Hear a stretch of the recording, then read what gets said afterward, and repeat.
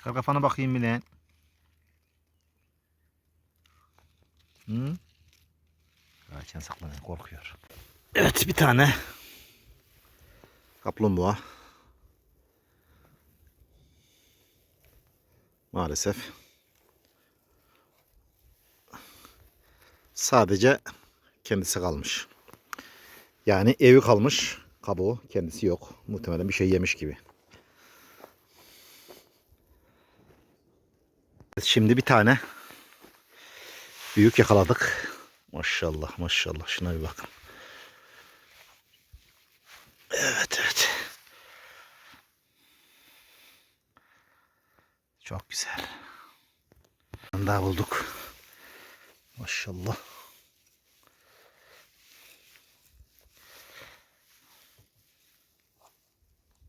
Heh, ne güzel. Evet. Oo, burada kardeşli bunlar. Maşallah. O 3 taneymiş.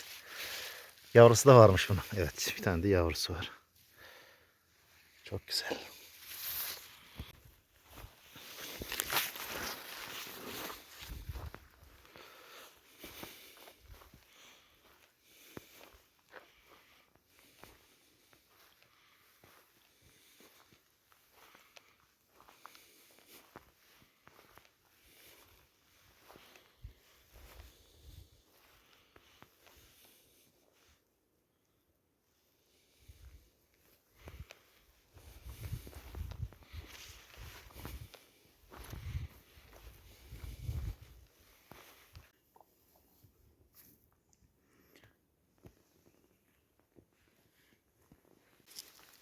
Heh.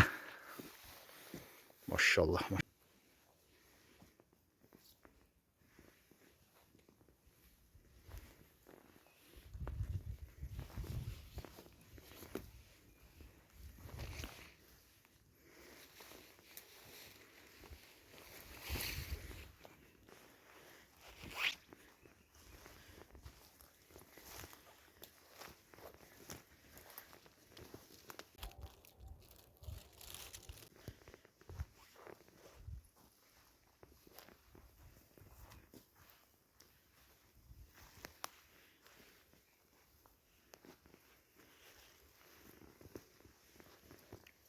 Çıkmış.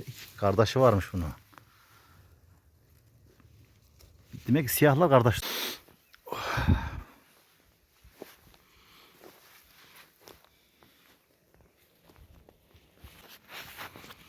Evet, iğne atsan yere düşmeyecek bir orman yapısı.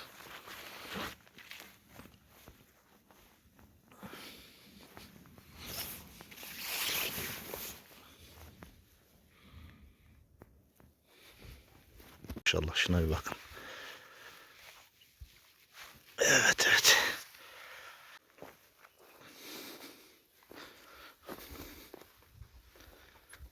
Oo maşallah. Ağaçta ağaç. Aa, orada büyük mantar gözüküyor. Böyle sanki fabrikadan çıkmış plastik mantar gibi böyle.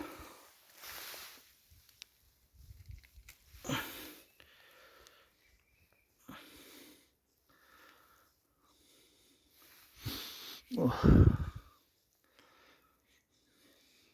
Tabii bunu yemeyeceğiz.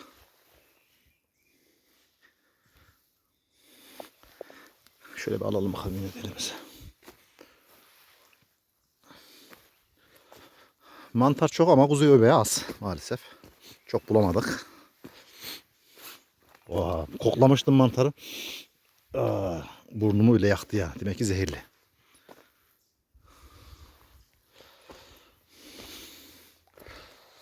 Yani yağışçı olduğu için böyle plastik mantar gibi.